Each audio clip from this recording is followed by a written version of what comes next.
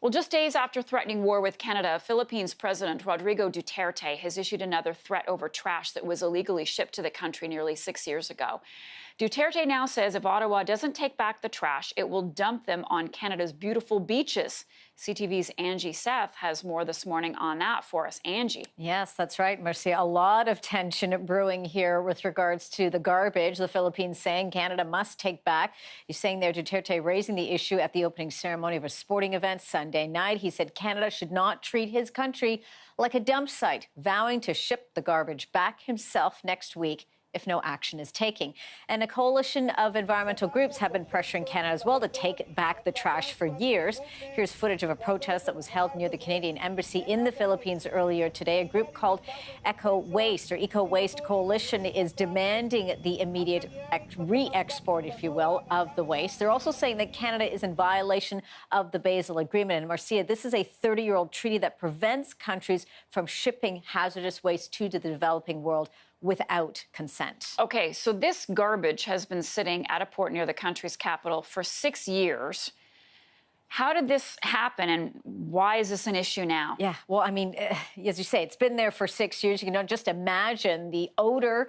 A lot of complaints about that, let alone the garbage and the tons of piles of waste that has just been sitting there. So this dates back to 2013 and 2014. That's when over 100 containers, around 103 containers of household trash that included plastic bottles, bags, newspapers, also included diapers, CDs, et cetera, were shipped in batches from Canada to the Philippines.